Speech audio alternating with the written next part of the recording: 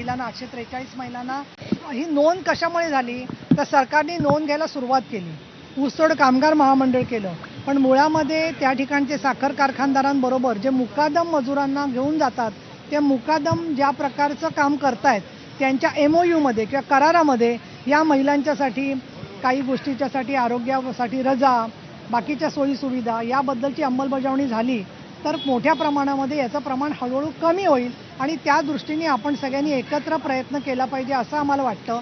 परंतु काही लोकांना जर का केवळ राजकीय भांडवल करायचं असेल तर त्याची दखल काही घेण्यासारखी नाही असं मला वाटतं. महत्त्वाचा मुद्दा उपस्थित झाला, काय त्याला बोलू देता.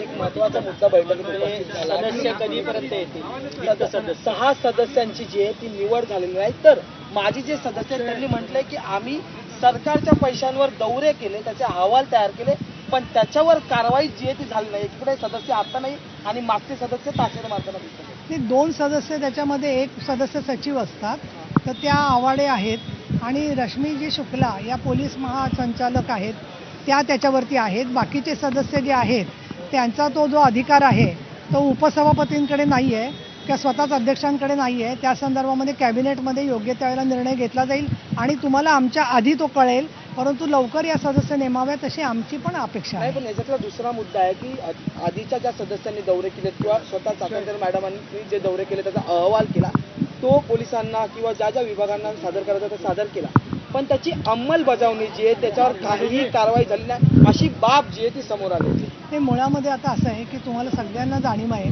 की या मधल्या काळामध्ये 2023ला 4थं महिला धोरण आलेलं आहे.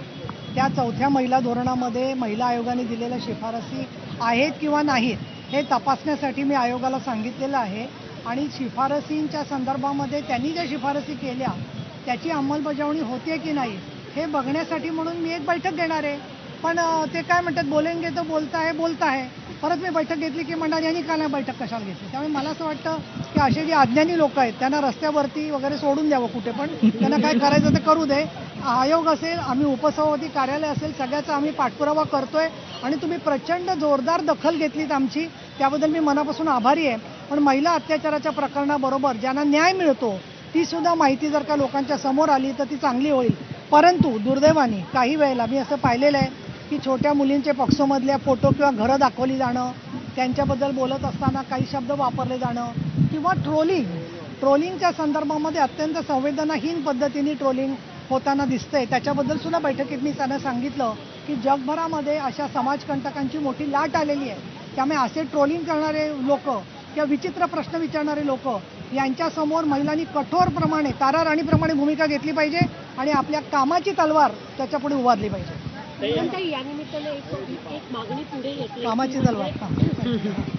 महिला आयोगाचं अध्यक्षपद हे राजकीय नसावं अशी एक मागणी आता पुढे येते. त्याविषयी तुम्ही काही चर्चा केली का किंवा काही त्यावर पुढे होईल असं वाटतं का? मी तुम्हाला असं सांगू इच्छिते की राज्य महिला आयोगाचा कायदा वेबसाईटवर उपलब्ध आहे आणि त्याच्यामध्ये तो सुद्धा 3रं कलम आहे की राज्य महिला आयोगाचा अध्यक्ष किंवा सदस्य काय प्रकारचे असावे. त्याच्यात मी इथे सांगीन म्हणजे त्याच्यातल्या काही जणी ज्या आहेत त्या आजही सक्रिय आहेत महिला कार्यकर्त्या. तेव्हा याच्यावर चर्चा झाली होती आमची. जुन्या चळवळीतल्या नेत्या मृणाल गोरे, अहिल्या रांगणेकर, तारा रेड्डी, सुधा कुलकर्णी हे सगळे लोक त्याच्यामध्ये होते आणि राजकीय कार्यकर्ता नसावा का असावा याच्यावर चर्चा झाली. त्यावेळेला महिलांच्या, सामाजिक कामगारांच्या, असंघटित क्षेत्रातल्या शैक्षणिक, आर्थिक प्रगतीसाठी तळमळ असणारी कोणीही कार्यकर्ती त्याची अध्यक्ष किंवा सदस्य होऊ शकते असं त्या नियमात म्हटलेलं आहे. त्यामुळे जे लोक म्हणतायत की आता सामाजिक असावी तर ते ज्यावेळेला नेमले गेले तेव्हा ते एका पक्षाचे सभासद होते म्हणून नेमले गेले. आज ते कुठल्या तरी पक्षाचे प्रवक्ते आहेत म्हणून बोलतायत आणि ते दुसऱ्यांना सांगतायत सामाजिक. म्हणजे आता काय झालंय की स्वतःचा चेहरा आरशात न बघता दुसऱ्यांवरती टीका चाललेली आहे सगळी. ठीक आहे. हा एक मिनिट, अध्यक्षांना विचारण्याच्या आधी तुमच्याकडे जी सगळी चर्चा चालली होती की आयोगाचा अध्यक्ष बदलला जाणार, त्यांच्याबद्दल नीलम गोरे काहीतरी करणार, तसं काही कानउघाडणी वगैरे झालेली नाही आहे आणि आमच्या त्या लाडक्या महिला आयोगाच्या अध्यक्ष आहेत आणि त्यामुळे तुम्ही विचारा, कामाबद्दल जरूर विचारा त्यांना, परंतु माझ्याबद्दल गैरसमज पसरवू नका आणि कोणी पसरवले तरी कोणी त्याच्यावर विश्वास ठेवणार नाही.